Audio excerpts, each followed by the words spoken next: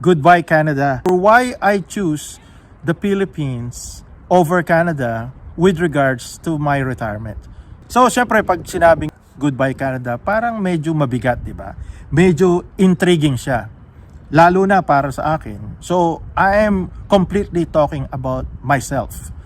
You know, this is my personal preference. Having lived in Canada for almost 3 decades, almost 30 years na ako dito sa Canada.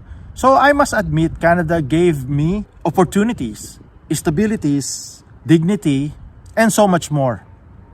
So I'm so grateful for life. Bilang isang Filipino-Canadian, I can never deny that. And I always admit, inaamin ko naman na talagang grateful ako na nandito ako sa Canada. Pero pagdating sa retirement, ibang tanong ang lumalabas. Siyempre, pag retirement na pinag-uusapan, saan magiging maayos yung aking retirement life? Will I stay here in Canada habang buhay? Or will the Philippines actually a better option or a better choice when it comes to retirement? So, ayan ang pag-uusapan natin sa video ito. Pero bago tayo mag-umpisa, nais ko muna ulit i-acknowledge at pasalamatan ang lahat ng mga subscribers, sa lahat ng mga nagla-like at nagko-comment, sa lahat ng patuloy na sumusuporta at tumatangkilik sa channel na to. At kung bago ka, if you are new to this channel, my name is Robbie. Ako nga pala si Robbie. So this channel is about Buhay Canada, Retirement Philippines. So ang bulk ng aking content ay patungkol sa Buhay Canada, Dream Retirement, kung paano tayo uunlad, aangat at aasenso ang ating mga buhay at kung paano natin matutupad yung ating mga pangarap. So kung gusto mo yung mga ganyan topic, sana mag-subscribe ka para marami pa tayong mapag-usapan para sa mga ganyang bagay. And welcome to this channel and join this community of like-minded people. And having said all of that, let us go to the video. Okay, in this video, I'll share with you my personal. So, ito yung 7 reasons. Bakit mas pinipili ko ang Pilipinas over Canada with regards to retirement. At marami din naman tayong mga kabayan or mga kababayan na nagbabalak or nagnanais na bumalik sa Pilipinas after working abroad. This is not about me convincing you. Siyempre, at the end of the day, still, it is your life, your choice, your fulfillment, and your decision. So, nice ko lang sa inyong i-share yung aking personal preference. So, ito yung 7 reasons why pinipili ko ang Pilipinas over Canada with regards to my retirement. Siguro, sabihin ko rin, kung ako ay mag-uumpisa 30 years ago, if I am 30 years old, yes, beginning from scratch, beginning from zero, ano pipiliin ko? Well, of course, my personal preference is Canada, hands down. Because of the things that I have seen, I have experienced. But now, since I am approaching 60 years old and the phase of my life is going through retirement, now I'm preparing and I'm choosing the Philippines for my retirement. Okay, anyway, let's go back to the video. So reason number 1 is cost of living, flexibility. Kasi dito sa Canada, ang gastos, yung expenses are fixed. Mortgage or rent, bills, insurance, kahit anong gawin mo, halos pareho monthly.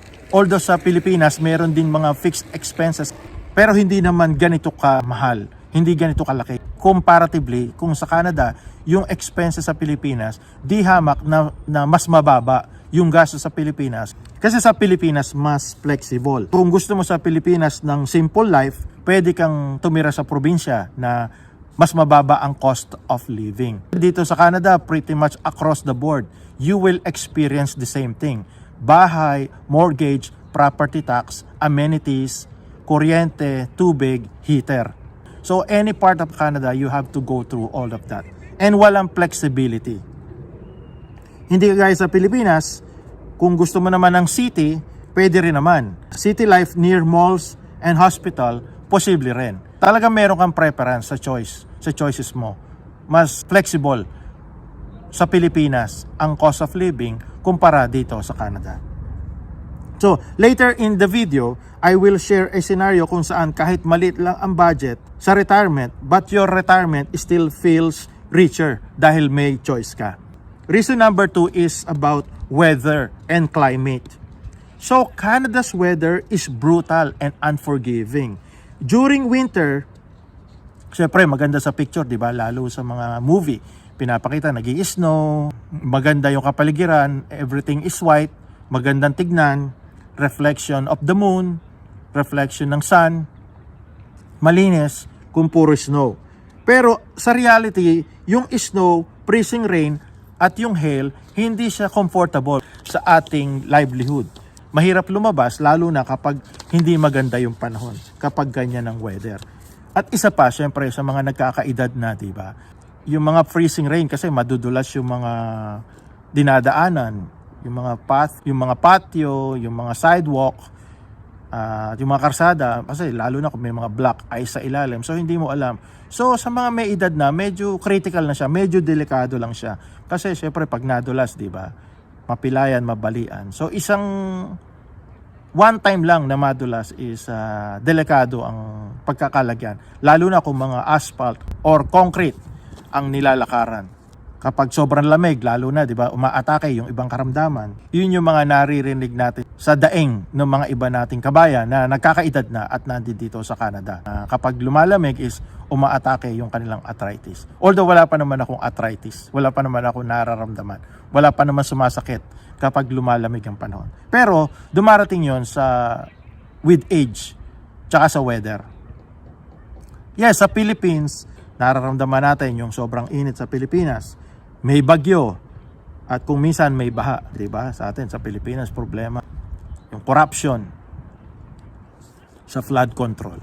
So these are things na beyond our control. I'm not going through that kasi hindi naman politics tong channel na to. This is about retirement. Pero sa Pilipinas, ganun talaga, kagaya nga ng sinabi ko, mainit, may bagyo, may baha. Pero the solution is you have to choose the right location. Kung tama naman yung lugar na mapili mo, so ma-avoid mo itong mga ganitong sitwasyon, and in most days maganda naman. So you can step outside, feel the sun, and enjoy life. So kakaiba talaga. Mas maginhawa yung weather sa Pilipinas kumpara dito sa Canada. So imaginein mo, di ba, na 70 years old, shoveling snow at 6 a.m. or cutting the grass at 10 a.m. I-compare mo naman yan sa Pilipinas, nasa terrace ka lang or nasa veranda, nakachinelas ka lang, nakashort, nakasando, tapos nagkakape, nagpapandesal, keso or reno or rino, ganyan, liver spread, ganyan, or cheese whiz or ensimada. Anyway, puto bongbong, kung ano man, di ba? Yun ang option natin kung nasa Pilipinas tayo, di ba? Number 3 is family and relationships. Dito sa Canada, ang kaibahan kasi, families are busy. Kahit yung kamag-anak, pinsan, kaibigan, kakilala, busy lahat eh. Hindi ka makakapunta sa bahay nila, hindi mo sila pwedeng bisitahin ng walang pasabi. Kailangan tatawag ka muna, kailangan makikipag-appointment ka muna, tatanungin mo kung kailan sila off, di ba? So hindi mo rin sila matawagan. Usually, i-message mo lang sila sa Messenger at kung anumang means of social network para makontak mo sila. Pero hindi ka surprise visit kasi hindi mo alam na ang tao pagod sa trabaho, nagpapahinga, natutulog, or may ibang commitment. So ganyan ang buhay dito sa Canada. Minsan kahit nga yung kapatid mo, magulang mo, ganyan, di ba? Or yung sa iba naman, yung mga family ng parents, children, na nakahiwalay na sa mga bahay. So nagsasabi pa rin sila, or nay, or tay, pupunta kami dyan, bibisita kami dyan. Hindi na kagaya, talagang magpapasabi ka muna. Si kumpare, si kumare, hindi mo siya pwedeng basta-basta bibisitahin ng biglaan. Talagang ganun ang buhay dito. Scheduled ang appointment, ang visit, kahit sa matalik mong kaibigan. Pero sa Pilipinas, pwede kang bumisita na pumunta ka na lang basta-basta. Kakatok ka na lang sa pinto, andyan pa si pare, andyan pa si mare. Sa nanay, sa tatay, wala ka ng basta uwi ka na lang. Diretso ka na lang sa bahay, diretso na, wala nang sabi-sabi. Wala nang pasabi. Basta pupunta ka na lang, uwi ka na lang, dadalaw ka na lang, ganyan.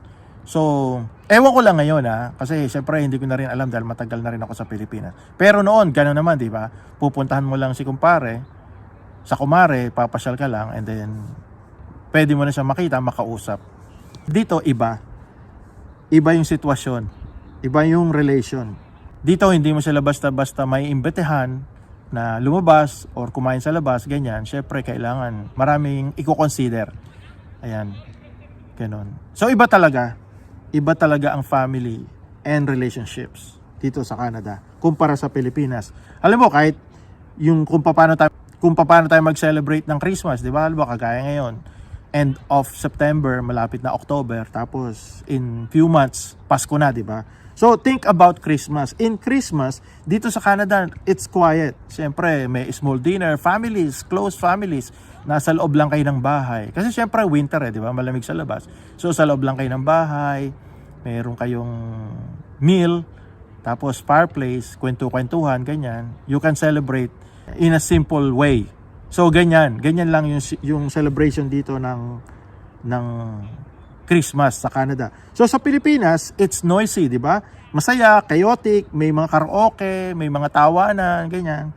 May mga inuman sa bawat bahay. So masaya, iba talaga, iba tayo mag-celebrate sa Pilipinas ng Christmas kumpara dito sa Canada. Kaya, yun ang mamimiss mo, yun ang kuminsan nakakalungkot na hindi kagaya ng celebration sa Pilipinas, yung celebration sa Canada. Hindi kagaya ng celebration sa Pilipinas, yung celebration dito sa Canada, whether it's Christmas or New Year. Ganon. Mas tahimik dito ang celebration kumpara sa Pilipinas. So, eto yung number 4 reason. Lifestyle and pace of life. Dito sa Canada, life is efficient. Mabilis talaga. Isa yon sa maganda.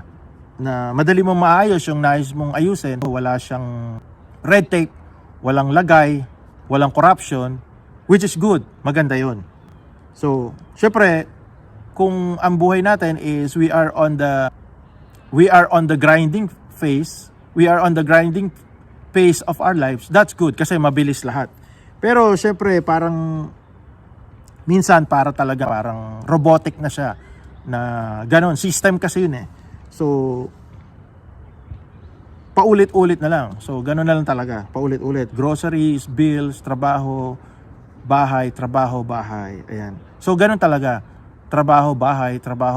And then sometimes you go to church. And then sometimes during weekend, mamasyal lang, pumunta sa mall, kumain ng konti, tapos uwi na ulit sa bahay. Ganon. Tapos yung iba naman, ino-overtime na rin. Nagtatrabaho na rin kahit weekend kasi nga wala rin magawa. So, yun ang phase.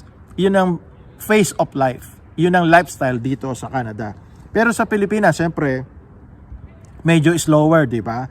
So, mas maraming magagawa sa araw-araw. So, lumabas ka lang ng tindahan, lumabas ka lang ng bahay, meron ka ng makakakwentuhan sa labas.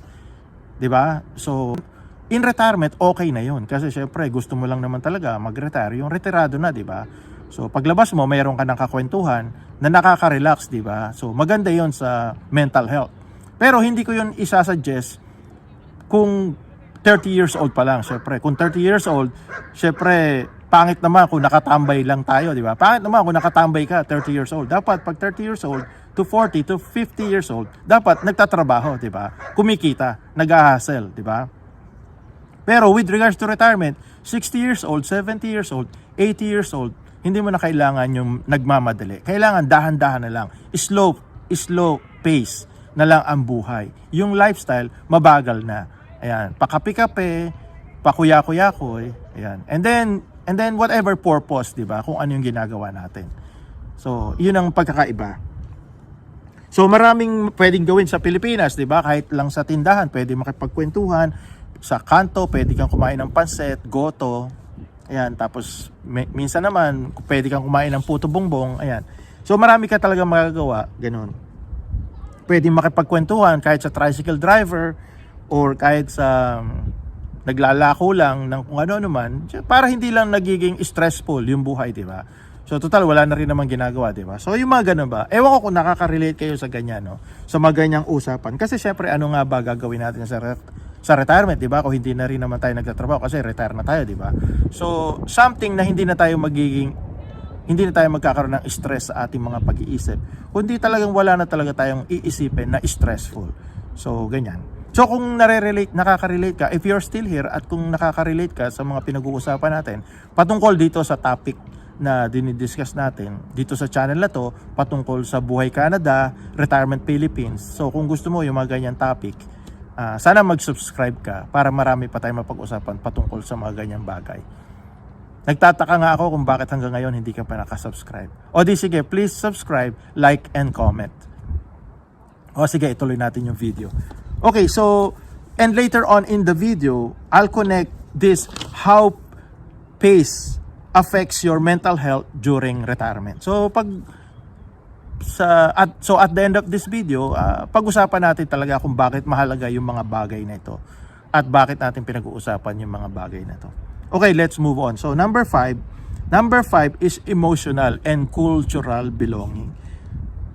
Emotional and cultural belonging. Kasi dito sa Canada, totoo yun. Canada gave us stability, kagaya ko, di ba?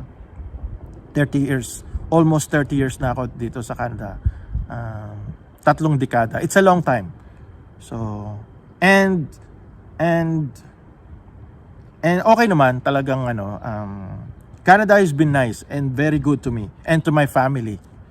So, okay lang talaga. I have no complaint. I'm grateful. Pero kailangan mo rin i-admit na minsan kulang talaga. Siyempre, yung saya ba, parang kulang ng saya.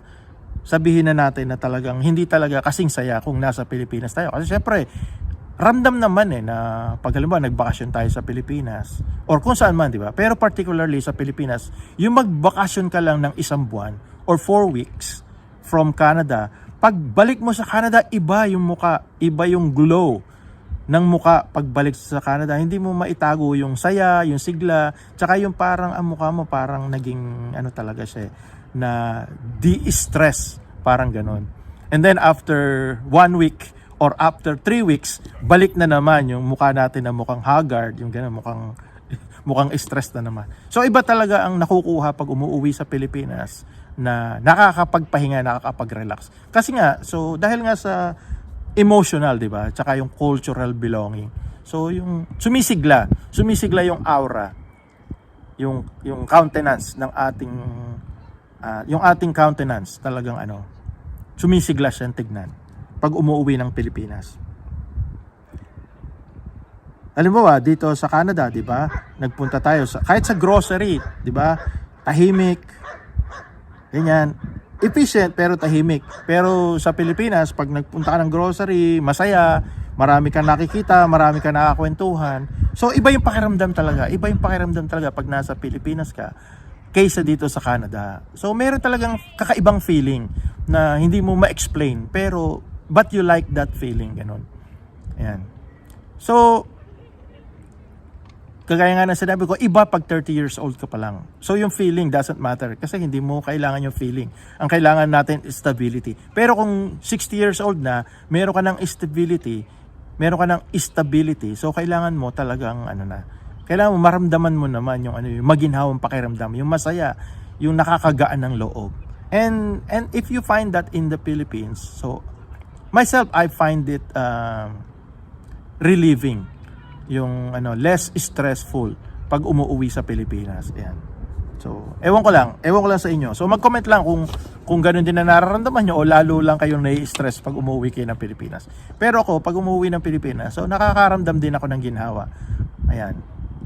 Pero, syempre, iba-iba naman talaga, di ba?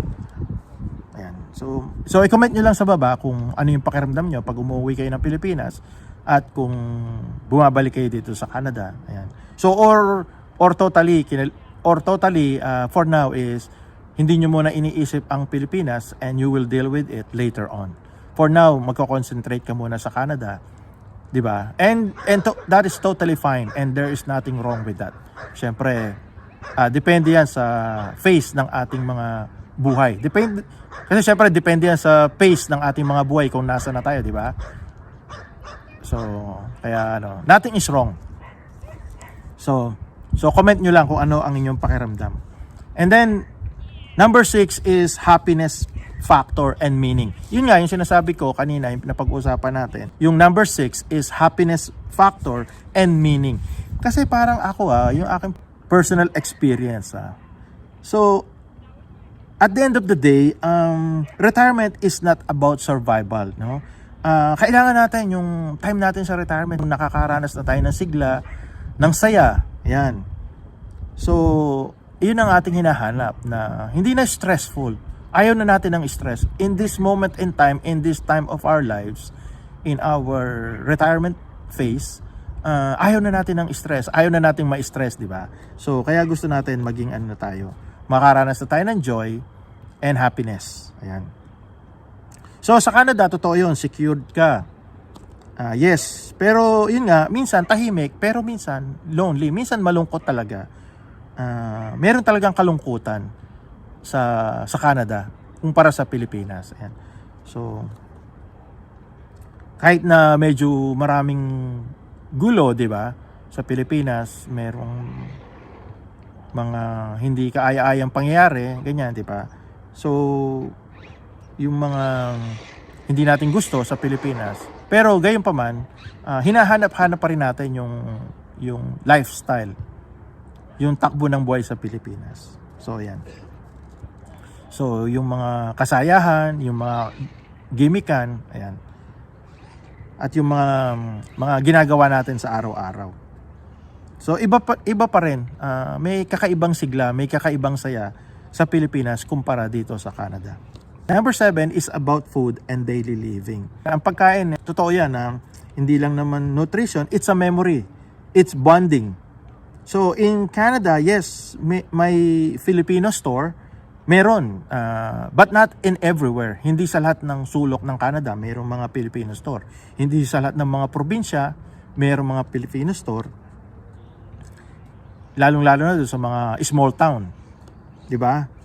So, iba pa rin. Hindi kagaya sa Pilipinas na kahit madaling araw, pwede kang lumabas, nakaramdam ka ng gutom. May makakainan ka sa kanto ng goto or lugaw, kung ano man, na kinalakihan natin na pagkain. So, makakakain ka ng mga namimiss mong pagkain, kagaya ng mga barbecue, isaw, mga ihaw-ihaw, ganyan. Marami sa Pilipinas. Dito sa Canada, limitado. Kung meron man, pag nagbukas sila, alas 9 ng gabi, tapos na. Sarado na. Talagang limited. Hindi talaga kagaya sa Pilipinas na kung minsan unlimited na, tapos 24 hours pa. Siyempre, yung pagkain sa Pilipinas, every meal is a chance to connect.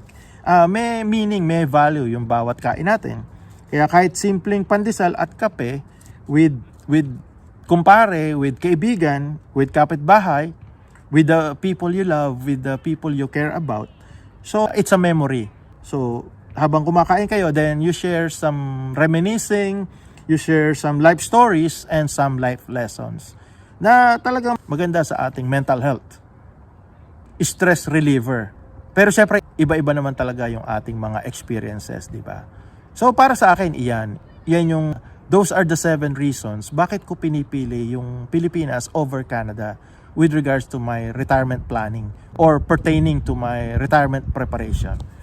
Pero sa akin lang naman yan, di ba? But that's only for me. I don't know about you. So, kung iba yung iniisip mo, whether you agree or disagree, so i-comment mo lang sa comment section at pag-usapan natin. Yan. At kung ano yung mga tips mo at kung ano yung mga experience na naranasan mo dito sa Canada at sa Pilipinas. So, mag-comment lang sa baba at pag-usapan natin yan. So, lagi nyong isipin na I read all the comments at nire-reply ko rin naman. So, pero warning lang, paalala, word of caution, bago natin gawin yan sa Pilipinas, lagi nating isaalang-alang yung ating healthcare and hospitalization. Kasi isa yan sa napaka-importante. Money is okay.